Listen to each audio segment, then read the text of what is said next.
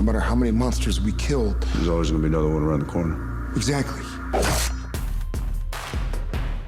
One of my favorite things about this season already, and I've only finished one episode, read a few more, but we see, it's one of the few times we do sort of a time progression between the end of season 13 and the beginning of season 14. So we see we see Dean, Michael, we see Sam, and Sam is still looking for his brother. He doesn't know where he is. He doesn't know if he's alive. He doesn't know if Michael burned him out or got rid of him or whatever. He just knows that his brother is in bad shape, and he's trying to find him. So we see Sam with a bunch of hunters living in the bunker, and he's now kind of captain of the ship by himself. He doesn't have his brother to bounce ideas off of. And you know, Cass is out trying to search here and there, and we're trying to get Jack to search, and Mom and Bobby and this and that. So Sam is kind of having to be captain of the ship without the help that he'd like. Dean is essentially sitting shotgun, and he's like sitting in the back seat. So there's really no Dean there other than just the face. So it's I keep having to try to remind myself, aside from the suit and a bit of the swagger, I try to keep telling myself to remember that this character is omnipotent. He's omniscient. He is, you know, thousands of years old. He's seen a lot. He's caused a lot of destruction, but also he's very confident in his direction. Everything is black and white. Everyone's priority is to get Michael out of Dean and to vanquish Michael, and so everyone's really focused on that task at hand when we start the season. It's a slightly remarkable season for Cass in that he's starting the season off in actually good health at near full powers.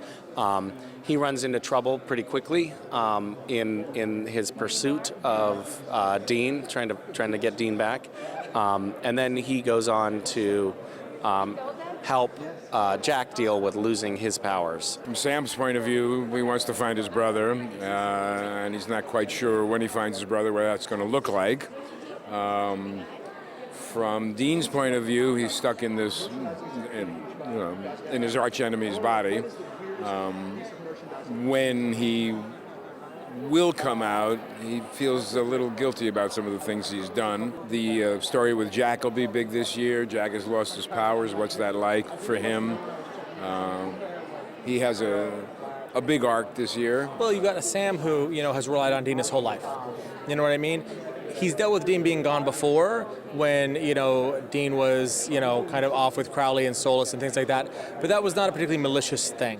Dean and Crowley went, clubbing in Tijuana, basically. That was their evil that they did. Michael, not big a fan of clubs in Tijuana. There are more insidious things going on there.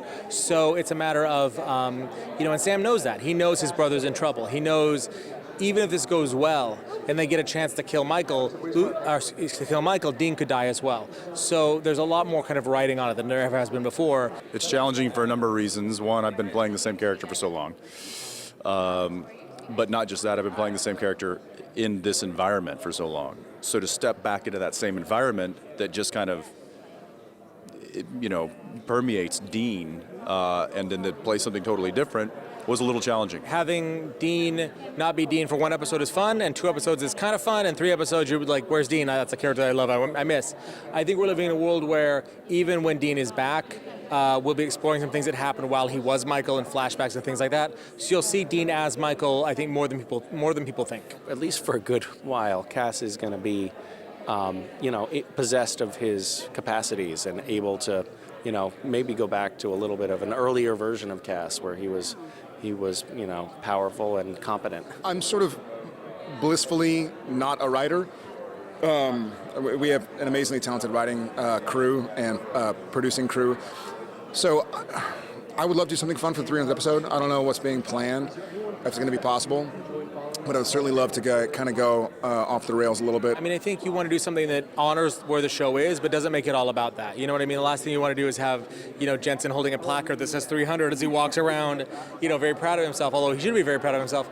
So you want something that kind of does both. It tells a story about our guys that we haven't seen before, while at the same time, being an episode of Supernatural, where bad things happen and the good guys win, hopefully.